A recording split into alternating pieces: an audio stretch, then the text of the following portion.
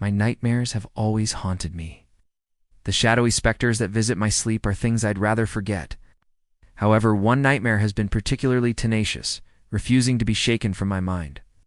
And so I found myself drawn to it, compelled to understand its chilling depths. This nightmare takes me to the gaslit streets of London.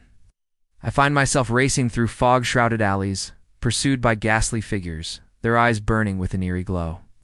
These creatures are not human, yet they move with a disturbing semblance of life. Their bodies are wrapped in bandages, soiled and torn, and their coughs echo like the rasp of death itself. As they draw closer, they beckon with spectral fingers, whispering promises of oblivion. The creature's touch brings coldness, a numbing chill that seeps into my bones.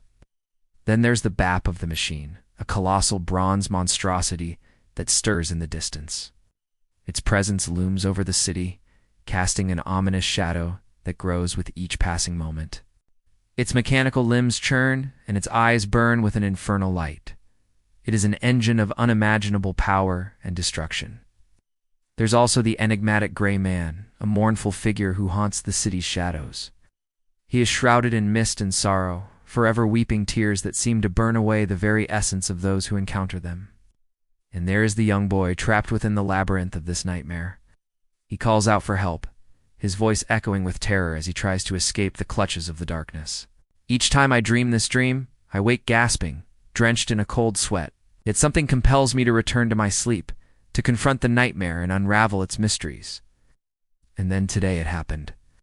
As I sought to banish this haunting dream, fate intervened. Old books surfaced, its pages filled with tales of London shrouded in fog and whispered fears.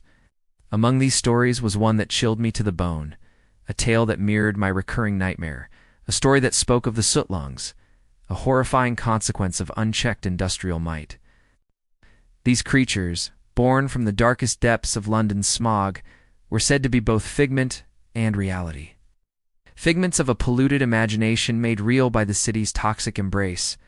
The story told of a great engine, the beating heart of London's industrial might, engine that consumed souls, turning them into soulless automatons. As I read, my blood ran cold, for the story mirrored my dreams with an eerie accuracy. Could this be the source of my haunting nightmares? Were the sootlongs real, lurking in the fog of London's past? The more I read, the more convinced I became. This ancient tale wasn't just a story, it was a warning. And now I feel a sense of urgency, a need to confront this nightmare and uncover its truth.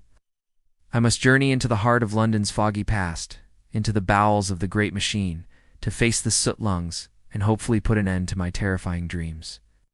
I found myself standing before the imposing edifice of the British Library, its grand facade promising untold secrets within. As I stepped through the oak doors, I was greeted by the hushed reverence of ages past. Dust motes danced in the faint sunlight filtering through high windows, illuminating rows upon rows of ancient texts. The very air hummed with the echoes of countless stories. After what felt like hours, though I'm sure it was but minutes, I found the exact book mentioned in the earlier tale. It was an ancient grimoire bound in leather, so aged it was nearly dust. As I opened it, the musty scent of decaying parchment filled my nostrils. The book contained tales of London's shadowy underbelly, of creatures born from the city's grime and despair. My gaze fell upon an illustration that sent shivers down my spine. It depicted the sootlongs, creatures of smoke and shadow, their forms twisted and distorted by the very air they breathed. They were both ghastly and pitiable, their eyes hollow sockets staring vacantly into the abyss. Turning the brittle page, I found a description of the bap of the machine, the great engine that fueled London's industrial might. The words spoke of an insatiable hunger, of a machine that craved not coal or steam, but human souls. It was said that the engine's insatiable hunger could only be satiated by the city's most vulnerable, those lost in the fog, those broken by despair. As I continued reading, I learned of the gray man, a tragic soul, forever condemned to wander the city's mists. His tears, a corrosive blight upon the world. Finally, the book spoke of the child, a symbol of innocence ensnared by the engine's machinations. With each word, the nightmare solidified.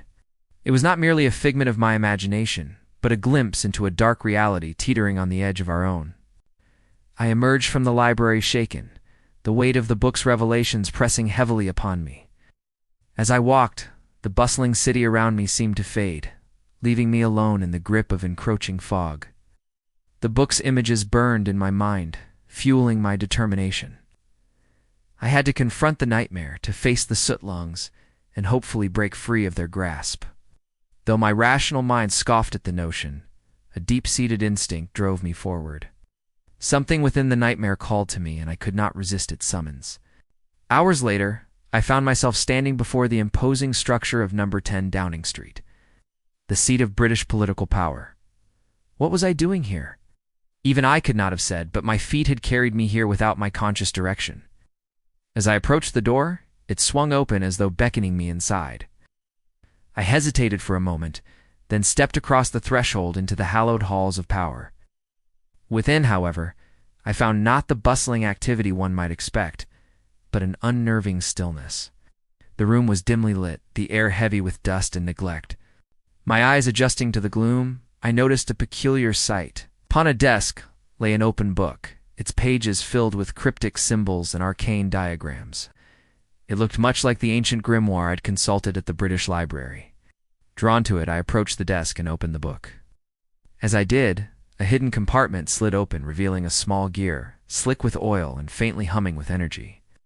I reached out and touched it, and a jolt of electricity shot through my arm. In that instant, the room transformed. The walls dissolved, revealing a view of the sprawling city of London. But it was not the modern metropolis I knew.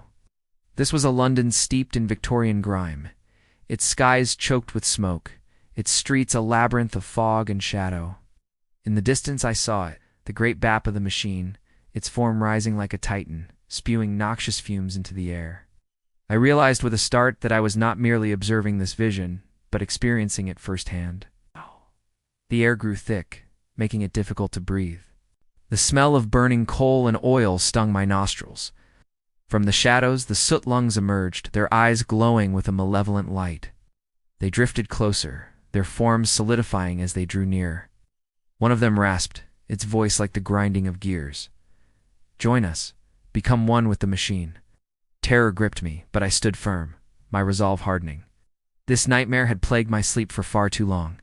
It was time for it to end. Drawing a deep breath, I focused on the glowing gear in my hand. It seemed to pulse with a dark energy, and I knew somehow that it was the key to escaping this nightmare. Raising it above my head, I shouted, my voice echoing through the smoky haze. "I will not join you. I will not be your fuel." As my words left my lips, the gear began to glow brighter, bathing the surroundings in an ethereal light. The soot lungs recoiled, hissing in anger.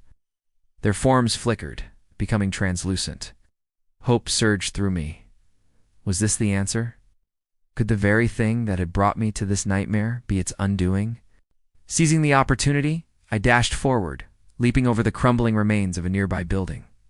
In the distance, I saw a flicker of light, a beacon in the smoky gloom.